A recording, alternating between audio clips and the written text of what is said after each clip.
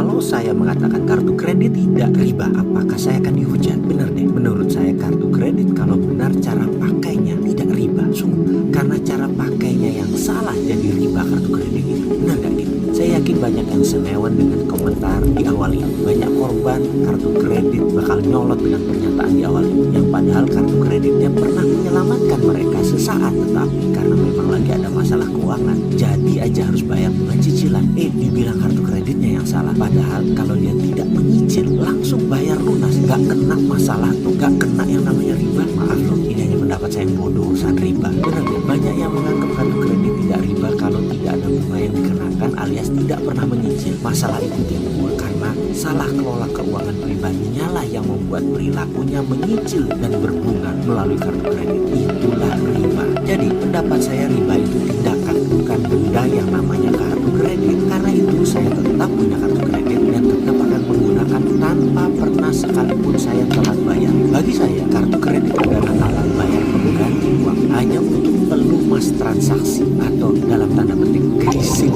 transaction. Karena saya tidak mau menjadi bergantung pada satu komoditas alat transaksi yang namanya uang kartal atau uang tunai. Kapok saya percaya uang kartal secara mutlak. Mending e-money, mending digital money yang saya pakai. Saya harus mempunyai banyak sistem pembayaran, baik payment gateway dunia maya maupun dunia nyata. Terlepas dari makin ajaibnya dunia pembayaran, saya harus tetap belajar dan tetap ingin tahu lebih dalam lagi. Saya lapar informasi agar saya mendapatkan penggunaan non-cash kartu ini tidak diriba-ribai terus. Salah satunya ketika saya berkesempatan datang ke sebuah museum di Swedia 2 tahun yang lalu. Sebenarnya malu sih saya menceritakan hal ini. Saya ini punya idola. Mungkin karena berselera Nora atau mungkin katrok kali ya. Bayangkan, saya ini mengidolakan grup musik yang namanya ABBA. Grup musik asal Swedia. Lagu-lagu mereka, Chiquitita, Fernando, Take a Chance on Me, I Do, I Had a Dream, sering menjadi gumaman saya dalam bersenandung. Nora kan ya, zaman begini masih nyanyi lagu ABBA. Kemana aja lu, Sontoloyo? Karena yang namanya ngefans, ya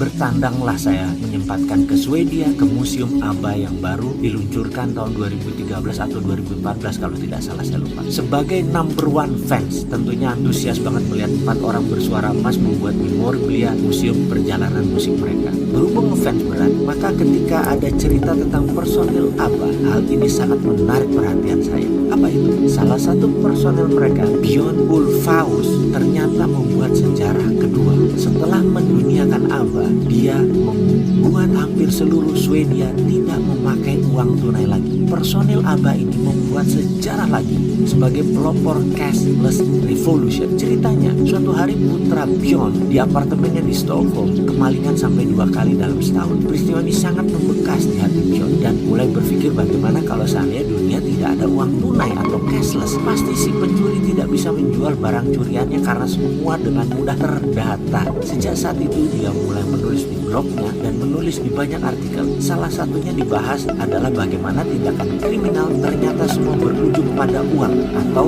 uang yang untraceable cash, uang yang tidak bisa dipungut lagi, uang yang tidak ketahuan pemiliknya. Jika ada digital record atau catatan digital untuk setiap transaksi, perampokan, fraud, penipuan keuangan, dan koruptor di dunia ini akan tamat, akan berakhir. Sebagai sebuah komitmen pada dirinya, sejak 2011 dia berhenti menggunakan uang tunai. Semua digital, semua card, semua cashless, dan tidak pernah menggunakan tunai sejak saat itu. Bahkan di museum ABBA ini tidak terima pembayaran tunai. Dia meletakkan pesan di pintu masuk. Saya menantang semua orang untuk stop menggunakan uang tunai. Saat ini dunia menderita karena tindakan kriminal, mulai dari narkoba hingga pencurian sepeda. Karena tindakan kriminal memerlukan uang tunai. Mata uang krona Swedia adalah mata uang kecil pengaruhnya di dunia. Sebaiknya dijadikan contoh sebagai the first cashless society. Tertanda John. Luar biasa hal ini direspon dengan baik di Swedia. Semua menukar tunai dengan digital dan dengan kartu. Di puncaknya, Bank Swedia atau Swedish Bank